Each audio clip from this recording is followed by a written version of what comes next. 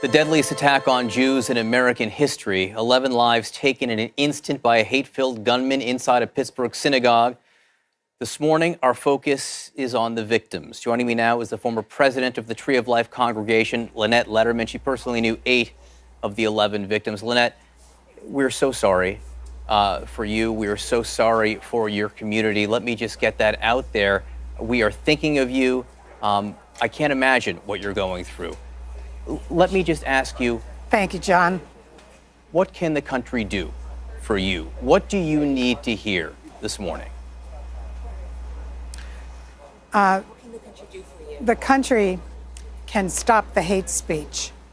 We know it starts at the top, but in addition to the support and the love that is flowing into Pittsburgh in an incredible way, the main problem is to stop the hate speech.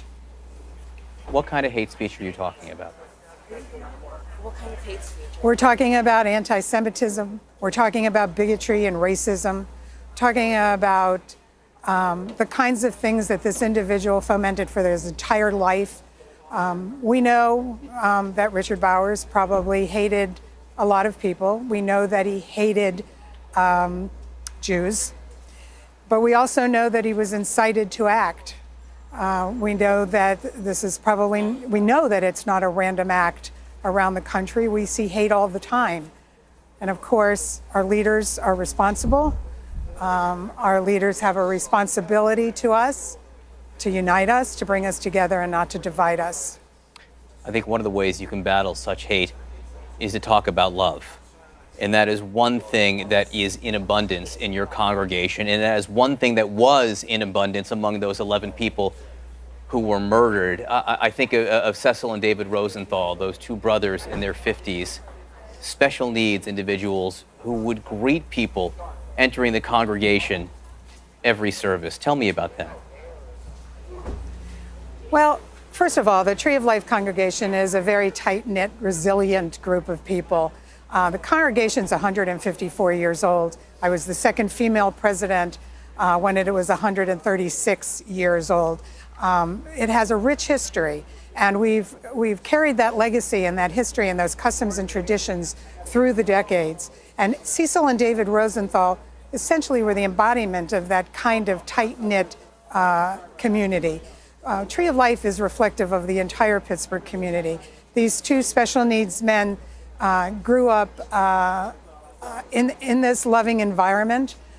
They were embraced by the Achieva organization, special needs organization. And the other thing that they did that was part of their lives was the synagogue. They came to synagogue every single Saturday morning. One of them, Cecil, was more outgoing and greeted everybody at the door. And David was a little quieter, but they were always together. And they were a fixture in our congregation. And they brought you joy, and they brought the people of Squirrel Hill joy. Rose Mallinger, 97 years old. When I heard her name and her age read out loud, it took my breath away. Tell me about her. Rose Mallinger was a very young, vibrant, vivacious 97 years old. Her family in Pittsburgh are well known. Her son has been at the Jewish Community Center running sports programs for 30 years. Her daughter Andrea was with her and was injured in the shooting. Rose Mallinger was just a warm, wonderful human being. She worked at the synagogue years ago with her sister. Again, the people that were in the pews, the people that were in the congregation Saturday morning were the stalwarts of our congregation. They were there every Saturday morning. Some of us are in and out of shul on an irregular basis and attend randomly, but come on high holidays. But the people that were there Saturday morning were doing what they do, and that was worshiping in their safe space. And that is what is so horrific about what happened to Rose Mallinger and Cecil and David and the rest of our friends. I mean, to paraphrase something I learned in the Charleston shooting at the Black Church, I mean, if you can't be Jewish in a synagogue, where can you be Jewish? Joyce Feinberg was a friend of yours. Well, I wasn't very close to Joyce Feinberg, but I knew her. I didn't know her very well. I chair the children's playrooms in the courts for the National Council of Jewish Women, and Joyce was a volunteer in the playroom for several years before her husband passed away. She was active in her research and in her work. She was, again, a very important component, a very important member of this congregation.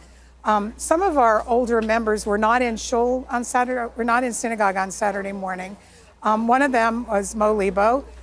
Joyce Feinberg would call him every morning to make sure he was up and out so she could pick him up for minyan. He didn't come Saturday morning, and she came herself. Loving people, warm people, people who expect to be safe in their worship space. Volunteers, greeters, a 97-year-old person. Doesn't sound like the type of people who need to be feared in our society, does it? Oh, they're not feared, and they shouldn't have to fear anything from the world around them, particularly with the kind of people that they were.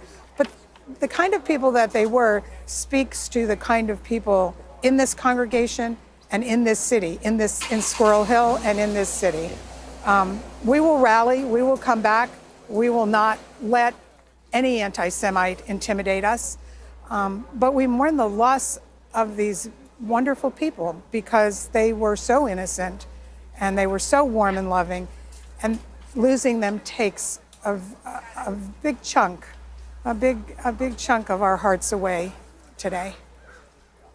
There's been a letter written by some Jewish leaders in Pittsburgh to President Trump asking him not to come to the city in the wake of this shooting. And one of the things they say is that for the past 3 years, your words and policies have emboldened the growing white nationalist movement. You yourself called the murderer evil, but yesterday's violence is the direct culmination of your influence. Do you welcome the president to Pittsburgh in the wake of this? Are you asking me a personal question? I'm asking you. I do not welcome this president to my city. Why not? But because he's the purveyor of hate speech. The hypocritical words that come from him tell me nothing. We have very, very strong leadership in this city. We have a very strong mayor with very strong values, a very strong county executive in Rich Fitzgerald. We have people who stand by us, who believe in values, not just Jewish values, but believe in values. And those are not the values of this president. And I do not welcome him to Pittsburgh. Lynette, Lederman, these losses took a piece of your heart. It takes a piece of our collective heart in this nation as well. Thank you for being with us. We know you will be strong. Thank you. Thank you, John.